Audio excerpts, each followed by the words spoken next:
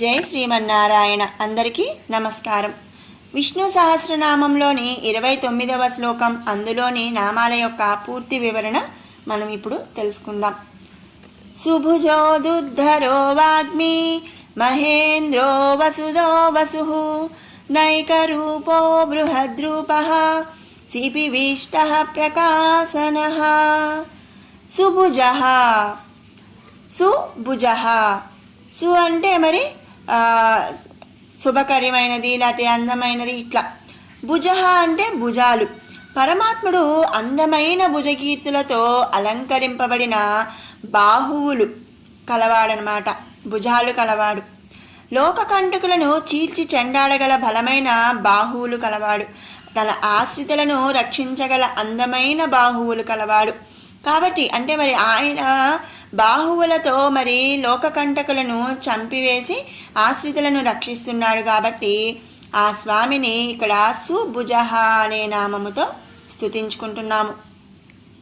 తర్వాత నామం దుర్ధరః. ఇతరులకు సాధ్యము కాని వేగము కలవాడు. పరమాత్ముడు తన భక్తులను రక్షించడానికి బలమైన బాహువులతో ఎవ్వరూ కూడా ఆపలేనంత వేగంగా తన శౌర్య పరాక్రమములను ప్రకటిస్తాడు. కనుక అతడు దుర్ధర అని చెప్పి ఇక్కడ చెప్పబడుతున్నాడు. మరి మనం తెలుసుకున్నాము, ఈ సకల జగత్తును కూడా మరి పరమాత్మ నిండి ఉన్నాడు.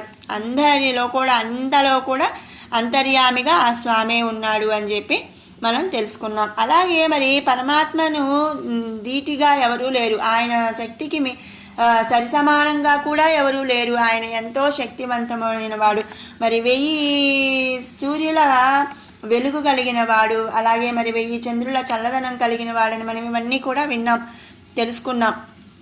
కాబట్టి మరి ఎవరినైనా సరే తన భక్తులను రక్షించడానికి బలమైన బాహువులతో ఎవ్వరూ కూడా ఆపలేనంత వేగంగా తన శౌర్య పరాక్రమములను ప్రకటిస్తాడు. మరి మనం చాలాసార్లు వినే ఉంటారు.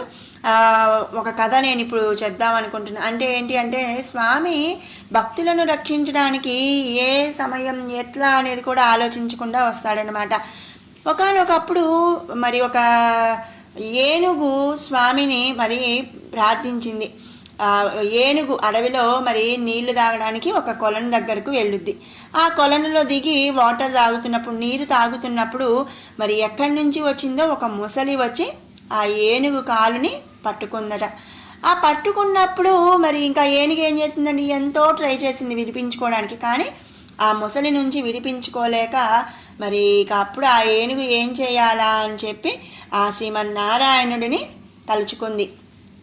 ఆయన్ని పిలిచిన వెంటనే మరి ఆయన ఏం చేశాడండి, వద్దాంలే, మరి పిలిచింది వెళ్దాములే అని కాకుండా ఆయన ఎలాంటి పరిస్థితుల్లో ఉన్నాడనేది కూడా పట్టించుకోకుండా ఆ ఏనుగుని కాపాడడానికి మరి పాలకడలిలో నుంచి భూమి మీదకి దిగి వచ్చాడంట.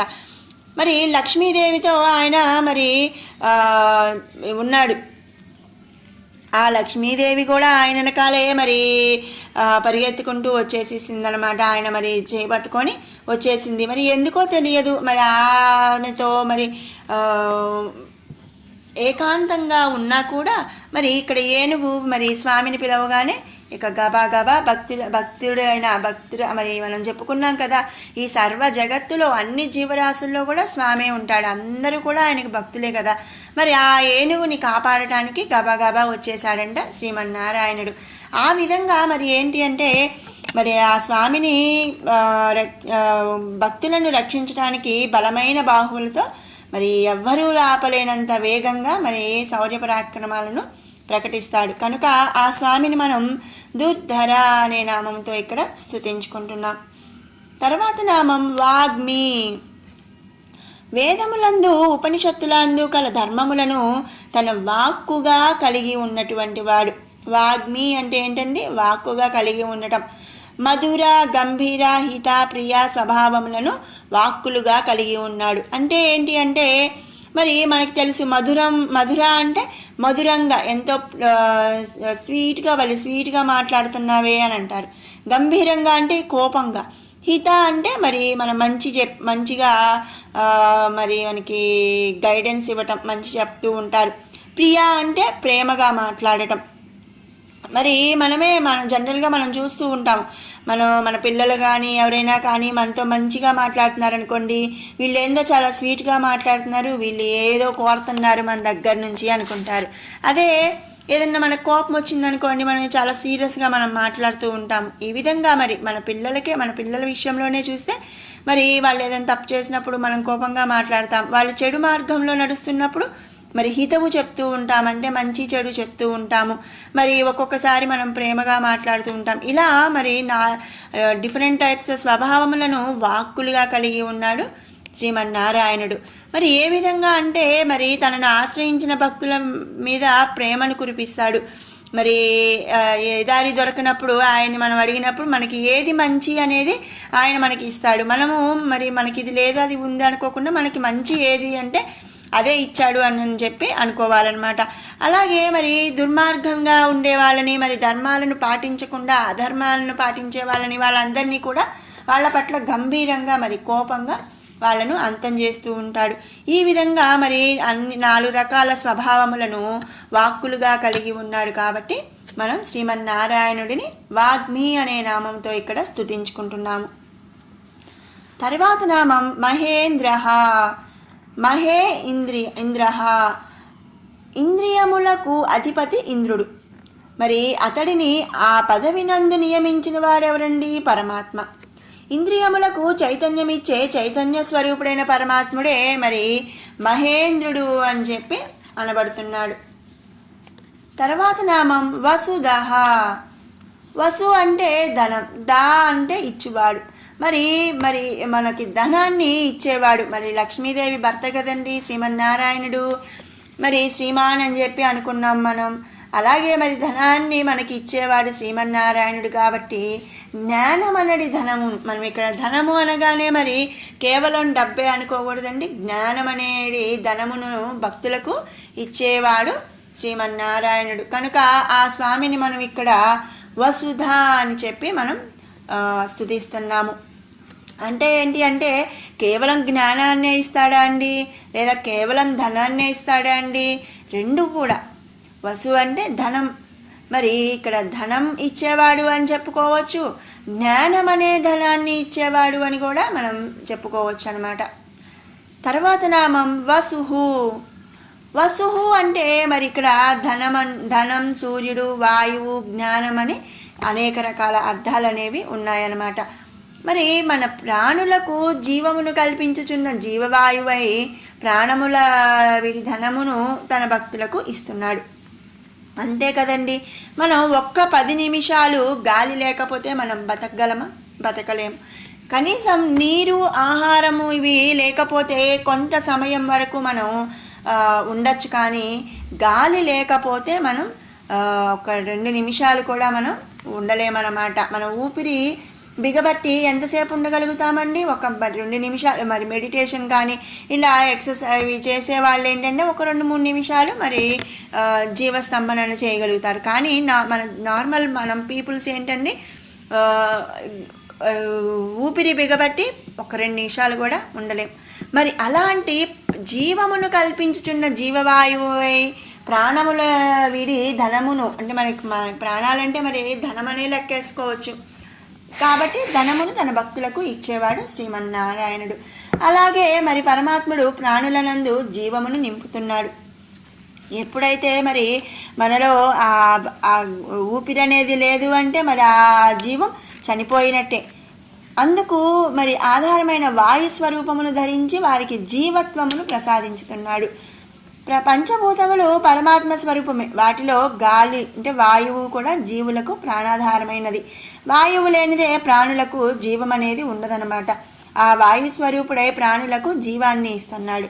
కనుక పరమేశ్వరుడే ఆ శ్రీమన్నారాయణుడు వసుహు అని చెప్పి మనం ఇక్కడ కీర్తింపదగినవాడు.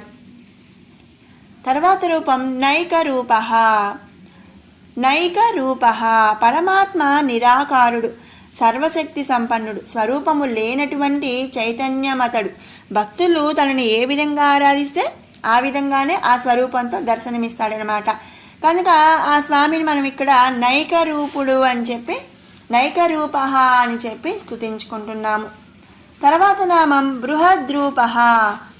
మరి నిరాకారము స్థిరమైన వాడు లోక కళ్యాణం కొరకు అనేక రూపాలను ధరించాడు. మరి మన దశావతారాలు అంటే మరి శ్రీమన్నారాయణుడే. మరి సకల జగత్తులో ఉన్న దేవతలు కానీ మరి పంచభూతాలు కానీ అన్నీ కూడా శ్రీమన్నారాయణుడి యొక్క రూపాలే. మరి దశావతారాలు అంటే లోక కళ్యాణం కోసం ధరించిన రూపాలు ఏంటండి? 10 దశావతారాలు. ఈ వామన అవతారంలందు శ్రీ మహావిష్ణువు తన సూక్ష్మ రూపం నుండి విశ్వరూపమునకు ఎదిగి బలిని శిక్షించాడనమాట. కాబట్టి స్వామిని మనం ఇక్కడ బృహద్రూపః అని చెప్పి స్తుతించుకుంటున్నాము. అంటే ఏంటి అంటే సూక్ష్మ రూపం నుంచి విశ్వరూపానికి ఎదిగాడు. తర్వాత నామం సిపివిష్టః. సిపి అంటే ఏంటి అంటే నీరు. సిపివిష్టః. విష్ట అంటే ప్రశస్తమైన వాడు. నీటిని తన వేడి కిరణముల చేత ఆవిరిగా మార్చి త్రాగగలిగిన సూర్యుడనమాట. నీటిని తాగే వాళ్ళని ఏమంటారండి? సిపి అంటారు. మరి మనం చెప్పుకున్న విధంగా అన్ని అవతారాలు సూర్యచంద్రులేంటి మరి సకల జగత్తు కూడా ఆయన ధరించిన రూపాలే. మరి అందరిలో కూడా ఆయన మరి అంతర్యామిగా ఉండి నడిపిస్తున్నాడు. కాబట్టి మరి సూర్యుడు ఏం చేస్తాడండి? నదుల్లో సముద్రంలో అట్లా నీటిని ఆయన వేడి కిరణాల ఆవిరి చేత మరి సూర్యుడు తాగేస్తాడు. తాగి ఆ తర్వాత అవన్నీ కూడా మబ్బులుగా ఇదయ్యి మనకి వర్షం అనేది మళ్ళీ కురుస్తుంది. మరి అటువంటి అటువంటి సూర్య భగవానుడి స్వరూపమైన ఈ జగత్తునందు ఆ పరమాత్ముడు వ్యాపించి ఉన్నాడు. కాబట్టి ఆ స్వామిని మనం ఇక్కడ సిపివిష్టః అనే నామంతో స్తుతించుకుంటున్నాం. తర్వాత నామం ప్రకాశనః. విశ్వరూపము చేత ప్రకాశించువాడు. పరమాత్ముడు పరంజ్యోతి స్వరూపుడు. తన తేజస్సు చేతనే సూర్యచంద్రాది గ్రహములను కూడా ప్రకాశింపజేస్తున్నాడు. మనం చెప్పుకున్నాము మరి 10,000 కొన్ని వేల రెట్ల సూర్యుల కాంతిని ఆ స్వామి కలిగి ఉన్నాడు. అలాగే కొన్ని వేల చంద్రుల యొక్క చల్లదనాన్ని కూడా స్వామి కలిగి ఉన్నాడు.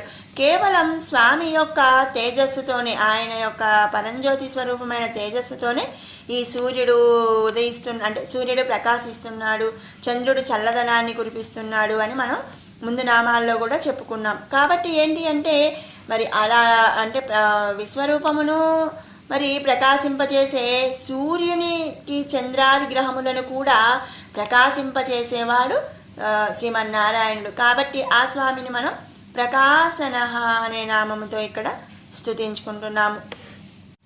విన్నారు కదండి 29వ శ్లోకం యొక్క నామాల యొక్క పూర్తి వివరణ.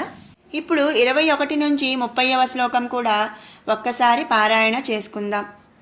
మరీచిర్ధమనోహంసః సువర్ణో భుజగోత్తమః హిరణ్యనాభః సుతపాః పద్మనాభ ప్రజాపతిః అమృత్యు సర్వదృక్సింహః సంధాతా సంధిమాన్ స్థిరః అజో దుర్మర్శన శాస్తా విశ్రుతాత్మా సురారిః గురుర్గురుతమో ధామ సత్యః సత్యపరాక్రమః నిమిషో నిమిషస్రగ్వి వాచస్పతిరుదారదీః అగ్రనీర్బ్రాహ్మణీర్ శ్రీమాన్ న్యాయో నేతా సమీరణః సహస్రమూర్ధా విశ్వాత్మా సహస్రాక్షః సహస్రపాత్ ఆవర్తనో నివృత్తాత్మా సంవృత సంప్రమర్దనః అహ సంవర్తకో వహ్నిః రనిలో ధరణీధరః సుప్రసాదః ప్రసన్నాత్మా